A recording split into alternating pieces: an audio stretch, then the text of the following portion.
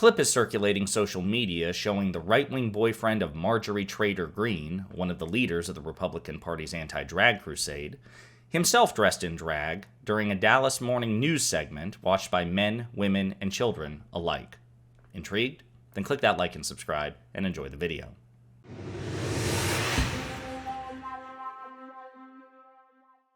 So there's this expression which I think most applies to Republican politics compared to any other context. And that expression, and you may have seen it on Twitter, and you may have seen like political commentators use it, which is, from them, an accusation is a confession. And it applies so often to the Republican Party because what we found is, despite their histrionic declarations of moral panic and moral hysteria and talking about the moral decay of society, very often members of their own movement, members of their own leadership very often, are guilty of the very moral crimes that they condemn, be it adultery or anything else, or in this case, drag. Well, what am I talking about? Let me just show you the clip first, and then we'll dive into it, because to see it is to believe it. I can tell you, I think a lot of people are up now. They're all hashtag I am up. Of course, come and check it out here. Starts on Saturday. I'm kicking these shoes off, but I may keep the pantyhose on. It does feel kind of good, actually. I'm not going to pee in them, I promise. I'm sitting back in the studio. So what was that? Well, that was Brian Glenn, who is the boyfriend of Marjorie Taylor Greene. What a remarkable couple. Now, he was, at the time of this clip, a reporter in Dallas, Texas for a local news network, and that was a morning news segment, as far as we're aware, watched by men, women, and indeed children alike. He was the one with the microphone, obviously. He was dressed in drag, and the other two that he was talking to were the actors in it's a play that's been around for like 40 years. I actually saw it when I was a kid, as part of my parents' Christmas party. We went to a local theater. It's called The Tuna Christmas, and it's basically a two-man performance about this like local community, and it's kind of this wacky, silly comedy, and the men play men, and they play women, and they're dressed in drag, and it's a funny play. It's been around for 40 years.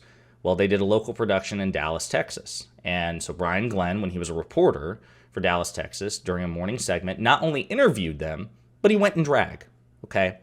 Now, obviously, I don't care that he went in drag. Nobody should. Again, we've seen this, and we've seen it covered. You know, the world has a long, vibrant history of drag performances.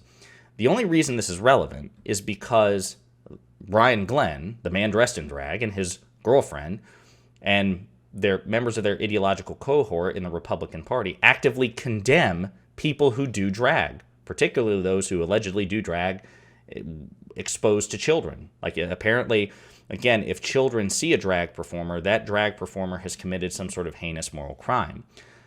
And yet again, here this man was performing in drag for a local news network, right? So it's not like it was locked behind a paywall or anything else.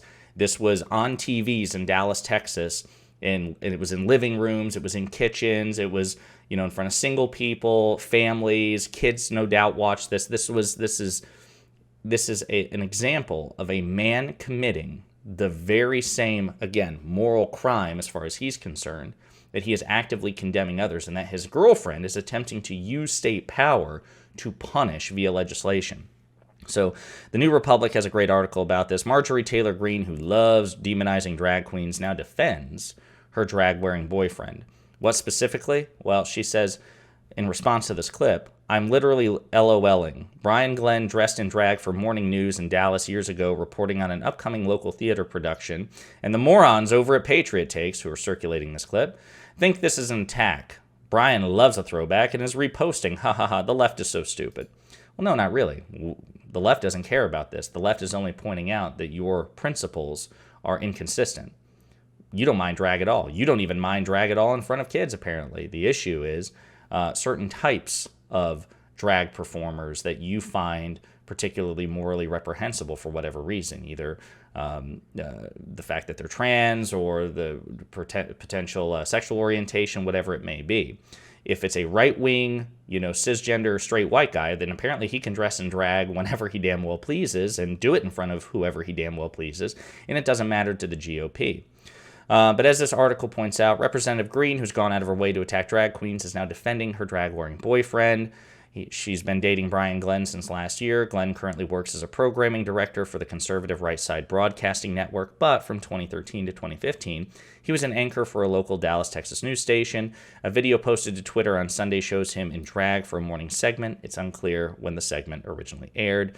You watch the clip, and again, it goes into Marjorie Taylor Greene's legislative and rhetorical history of attacking drag performances and demonizing them and helping to contribute to this unjustified moral panic. It also points out, for the record, the actual problem for Republicans doesn't seem to be drag, but who is dressed in drag. Tennessee Governor Bill Lee wore drag in high school, but he signed the country's first law banning drag performances in public, a law that's been since blocked by a judge.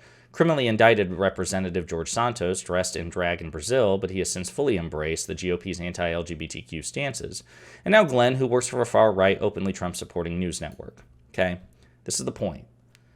They don't care about this hypocrisy, right? The only reason this hypocrisy matters is, again, as I mentioned in a previous collaboration with Luke Beasley, the possibility that you, out there watching, be you a progressive, a moderate, or even a conservative, this hypocrisy should offend you. And you should demand, if you're conservative, that Republicans adhere to the principles they espouse at a bare minimum. Ideally, you would want them to adhere to good principles, right? Principles that are not bigoted. But you also need to demand that they be consistent. If they're going to impose some sort of weird moral panic on the rest of civilization, then they are obligated to adhere to their own principles, but they don't. It's rules for thee, not for me. That is the animus of the Republican Party. And if you're a moderate or progressive, then no doubt you're disgusted by this too, the flagrant hypocrisy. But what the hypocrisy should do for you is people in your life who don't see it or who may support it or may be sympathetic towards it because they're conservative themselves, perhaps you can find the right level of empathy, but outrage, find the right combination of words to persuade people, listen, this is disgusting. This is unprincipled. The Republican Party does not deserve your support. Do not encourage them. Do not support them. Do not reward them. That's the utility of learning about things like this, and hopefully you'll be able to put it to good use.